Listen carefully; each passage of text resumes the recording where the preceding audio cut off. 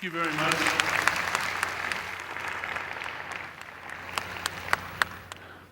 Hello, Puebla.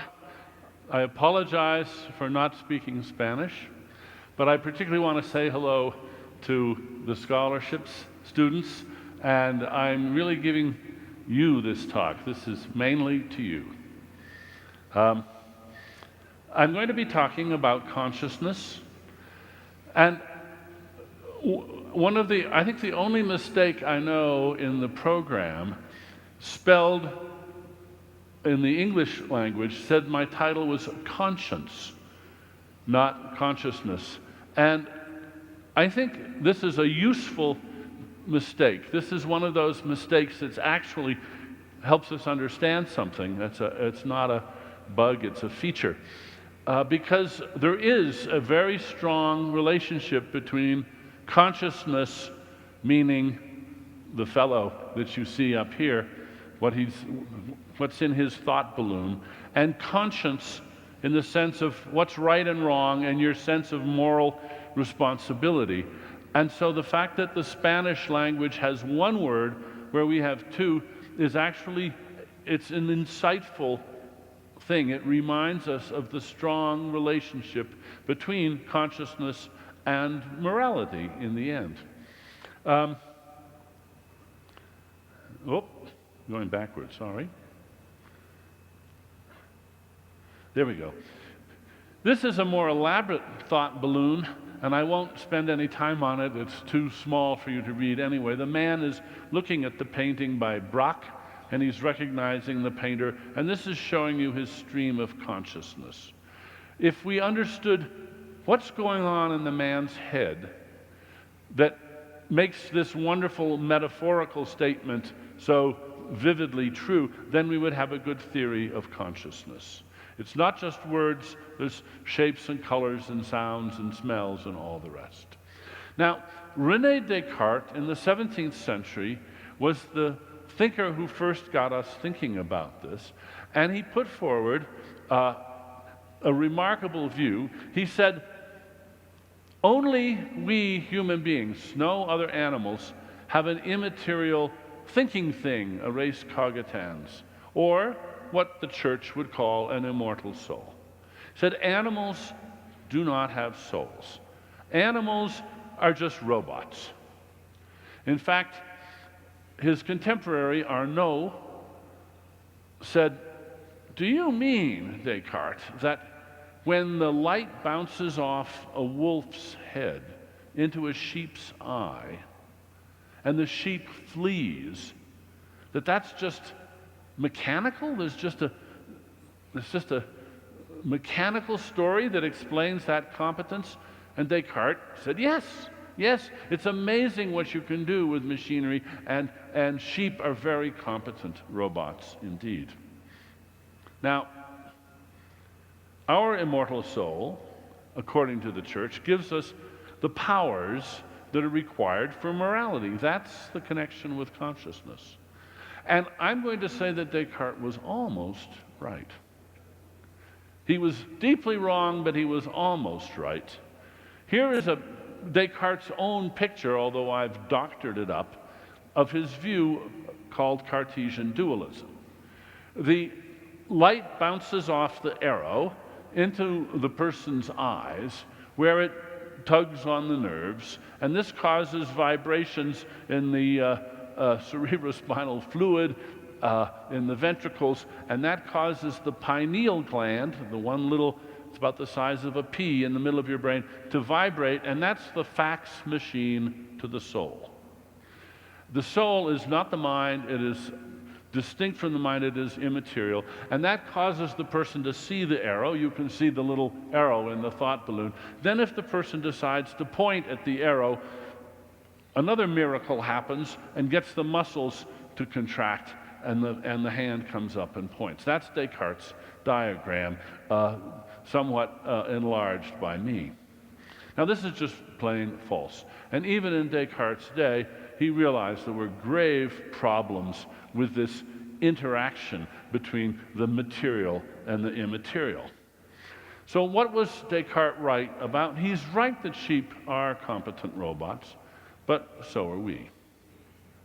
We're just as material, just as, in an extended sense, mechanical as a sheep. We don't have an immaterial, immortal res cogitans. Contemporary neuroscience leaves no room for such a miraculous thing. But we do have a soul, in the sense that matters. And we're much more competent than sheep, as I think you know. So, what is this soul of ours? It's not magic. One of my favorite books about magicians is Net of Magic by Lee Siegel, and in it there's a passage that I love to quote because it might be the motto of my life. He says, "I'm writing a book on magic. I explain and I'm asked, real magic? By real magic, people mean miracles, thaumaturgical acts, supernatural powers. No, I answer, conjuring tricks, not real magic. Real magic, in other words, refers to the magic that's not real, while the magic that's real, that can actually be done, is not real magic." A lot of people want consciousness to be real magic. They think, in fact, if it isn't real magic, if it isn't miraculous, if it doesn't defy the laws of physics and biology, then it's not real consciousness at all. I have come to appreciate that's a very deep attitude, and probably for many of you, you are already deciding, if Dennett says that consciousness is just stuff going on in the brain, then he's not talking about consciousness at all. What I mean by consciousness is the kind that's real magic. Well, I probably can't convince you otherwise in the next 15 minutes, but I can at least maybe shake your confidence in that view and open up an alternative way of thinking about this. I was interviewed some years ago, my goodness, 12 years ago, by Corriere della Sera, and this was the headline, "Sì, abbiamo un'anima mai fatta di tanti piccoli robot." Yes, we have a soul, but it's made of lots of tiny robots. And that is, in fact, exactly my position. Not metaphorically, but dead literally. Yes, we have a soul, and it's made of lots of tiny robots. Let me show you some of those robots in action. These are individual nerve cells, the dendrites of nerve cells, engaging in their exploratory behavior.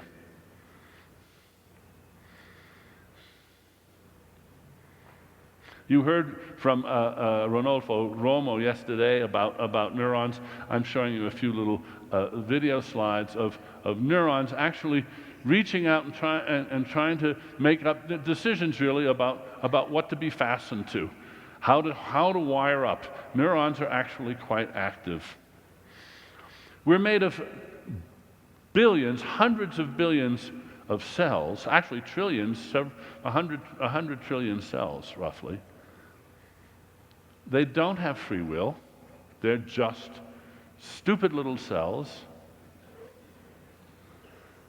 Not a one of them knows who you are or cares.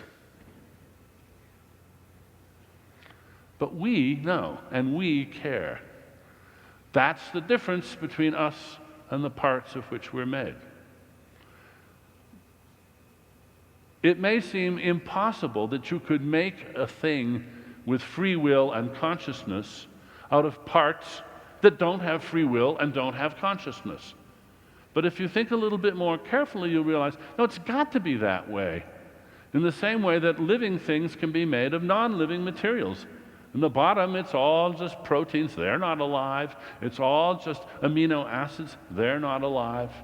So we have to come to understand how you can take trillions of robots and organize them into something that has a soul, that can take responsibility. Well, how? Not magic, but teamwork. It's how those teams of robots organize and how they interact. That's the secret. So there's Cartesian dualism again. And as I said, let me just go back to that for a moment. Descartes himself realized that this interaction between a material and an immaterial sphere is just not going to work. And so a lot of people subsequently decide, well, it's all in the brain, but there's got to be a place like the pineal gland where it all comes together, where the consciousness happens. I call this the Cartesian Theater. It's where the show goes on in your head, or so it seems. Now, here's an artist's humorous version of that. You see the light comes in and exposes the film, which gets developed, and then it gets shown on the screen where there's not one, but two homunculi, two little men looking at the screen. Actually, one of them is a woman. Now, this is silly. This isn't a theory of consciousness. Consciousness cannot be like that. What's silly about it is, well, there is no Cartesian theater. Now, I've been arguing this for more than a dozen years, and people wonder, well, is this an empirical claim, or is it an a priori conceptual claim? And in fact, I'm making two claims, and I'm going to illustrate them. First, by showing you, empirically, it's perfectly conceivable that there's a Cartesian theater. And I'm going to prove that to you right now. This clip from Men in Black.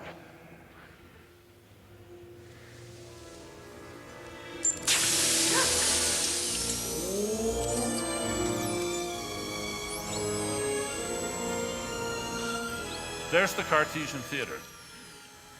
There's a little man in there. He's got microphones, he's got speakers so he gets hearing, he's got screens to look at, and he's pushing all the buttons.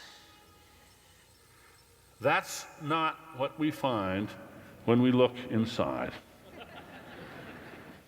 It's perfectly coherent that that's what we would have found, but as the brain scientists here will tell you, I'm right when I say that's not what we find. The conceptual claim is, if that were what we find, we'd simply have to look in the little man's brain. Eventually, we'd have to come to the place where the work done by the homunculus in the Cartesian theater is distributed in space and time in the rest of the brain and is accomplished by little things which are not themselves conscious. That's the main message. Now, this is not an easy message to take in. So I want to give an example of this. So I want you to look. I hope this works. Look right at the little white cross. Do not let your eyes move. Just stare right at the cross. I'm going to give you a few more seconds to stare at the cross. And now let's see what you see. Do you see it? What do you see? Did you see it? Did you have a flag, an American flag after image? I tried to do it with a Mexican flag, but it didn't work very well because I needed different colors. Now you have red and green, and it wouldn't have been as interesting. So how many of you would agree that you were having an after image, a flag after image? Okay, good, it worked. Now, here's a claim that you might be willing to make, that the lowest short red stripe is intersecting the cross. Let's just see, I'm going to show it to you again so you get a chance to check that out. So we'll go through this one more time. Just stare at the cross, don't let your eyes wander. That should be long enough about now. Okay, now, the lowest short red stripe is intersecting the cross, right? How many agree? Okay, good. What are you talking about?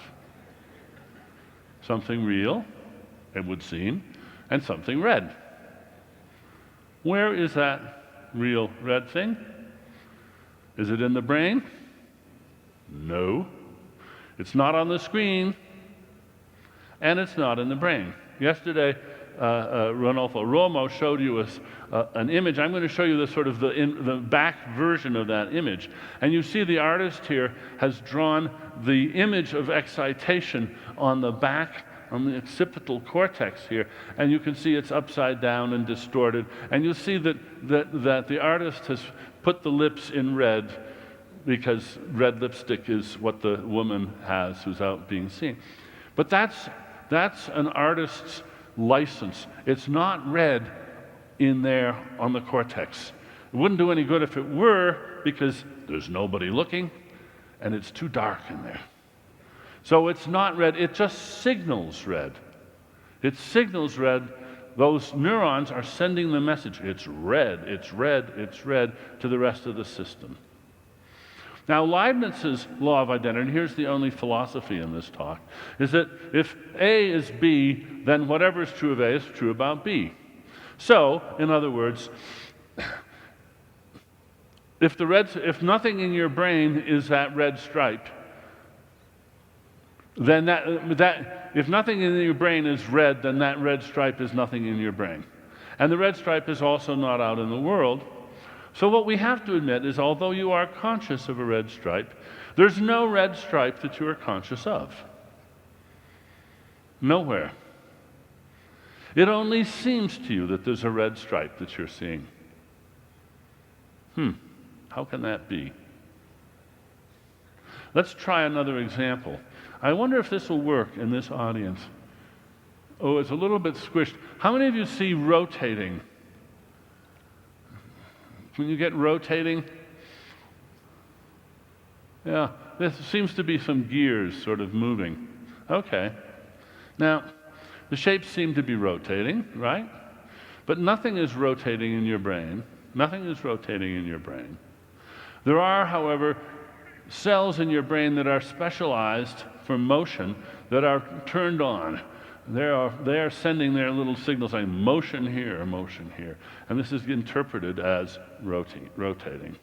It just seems to you that the shapes are rotating. So now, the robots doing the work in your brain, they can't do magic. They can't. But they can team up. And what do? They persuade the right robots to do their thing. And in this case, the right thing is to convince you that there's some rotation there, or almost to convince you that there's some rotation there when there isn't. In effect, what is happening is that the robots in your brain, which would be correctly, veridically turned on by seeing some rotating gears, have been persuaded to do their thing now, and they're doing it, and that causes the next bunch of robots to do their thing, and so forth through the whole system. And nowhere does that red stripe have to be conjured up by magic in the world. It just seems to you that there's a red stripe. It just seems to you that there's rotating. Now, I dare say you find that very hard to accept. And you may think that I've just whisked consciousness right off the stage, right out of the picture. In particular, you will notice that I have not said how the robots do this persuading. And the reason that I haven't told you this is that nobody knows. Nobody knows yet. That's for you to figure out. And you're in an ideal position right now to do that, because the developments in neuroscience have been so great in the last 20 years that you start way ahead of where people of my generation started, and I really look forward to seeing what you come up with. Now, I see I have a little time left, and so I'm going to run another little video clip which shows you the robots inside the robots. Those individual neurons are individual eukaryotic cells. What's going on inside them? More robots. Let's see if we can run that video now. No? Good.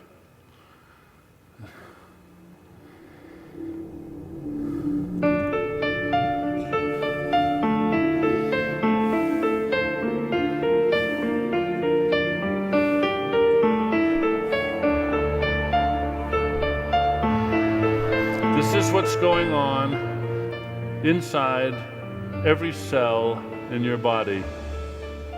100 trillion cells.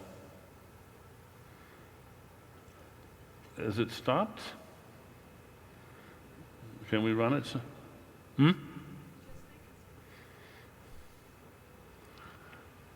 Well, I guess we're going to have to stop there if they can't make the video run further. That's too bad, because I wanted to show you the motor proteins, but I guess that will have to wait. If you go to BioVisions on the web, you will be able to see the motor proteins in action. Oh, here we go. Maybe we can still have it. They are most clearly robots. They're not alive. They're just proteins. They are the workhorses inside your cells. Whoop. I guess we're not going to see this. Well, thank you very much for your attention.